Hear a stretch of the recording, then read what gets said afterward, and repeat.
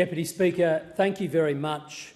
With all the argy-bargy that goes on in the parliament, there's one thing that I think unites all members, and that is that the single most important electorate in the country is that of Fairfax on the Sunshine Coast. And I'm glad I'm uniting even tonight with those opposite that fact. You know, the seat of Fairfax, together with the seat of Fisher, constitutes the Sunshine Coast by way of LGA, local government area. And not only is it one of those unique places where you have all the values of the past married up with the opportunities of the future, but it's a growing region. In fact, one of Australia's fastest growing regions. But of course, as a lifestyle capital as it is, as growth continues, we are seeing more strain on congestion, more strain on people getting from A to B. It's becoming increasingly difficult for people to travel from the Sunshine Coast to Brisbane.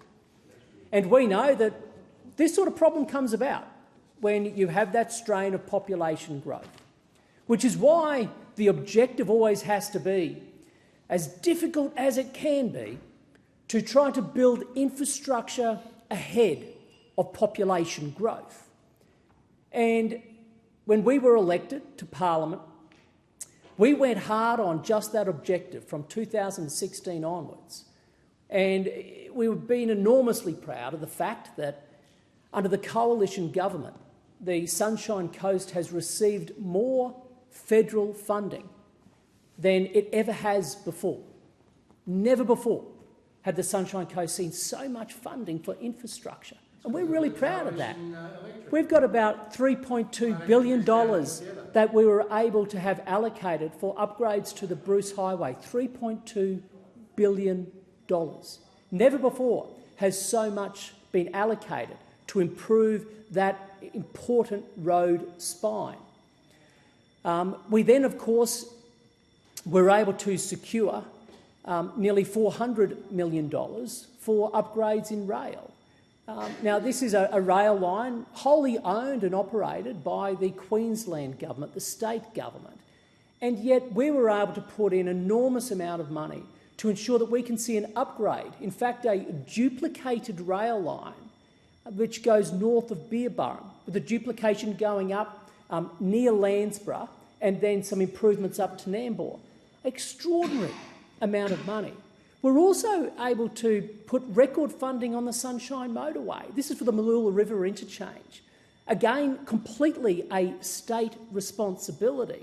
But when you have well over $100 million on that project alone, because it's a pain point for road users, for families, that's exactly what we need as a region. But amidst all these good infrastructure projects, there's been a prize that the community of the Sunny Coast has been looking for years. And that prize has been improved rail.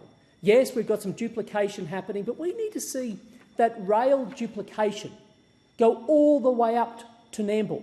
That is 2 lines all the way up to Nambour, so that we can separate passenger from freight, so that we can improve the speed, frequency and reliability of rail connectivity for everyone Nambour South. To that end, we were able to secure $5 million to have a business case mapped out. Now, despite the years going by, that $5 million, which was meant to be matched by the state government, again, who is wholly responsible, the state member in that seat of Nicklin confirmed that he would go into bat and would do it together. And on that basis, I locked in the $5 million.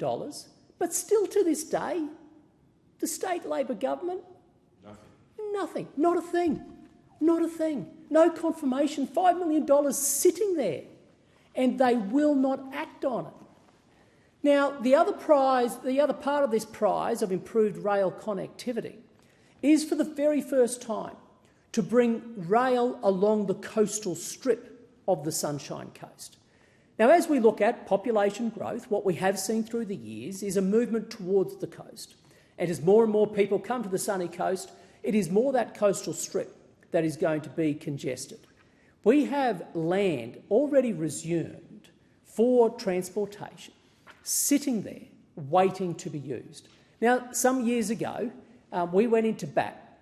In fact, I think it was under the Turnbull government, to secure funding to do a business case on connecting regions to capital cities, and we received $6 million to do a business case.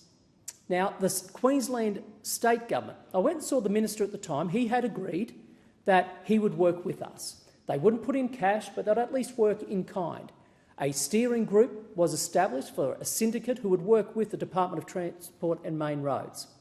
So the Queensland Department of Transport and Main Roads were on a working committee doing a business case for this rail line that would go to the Maroochydore CBD, through the coastal strip, Beerwah, through Caloundra, Kawana, up to Maroochydore.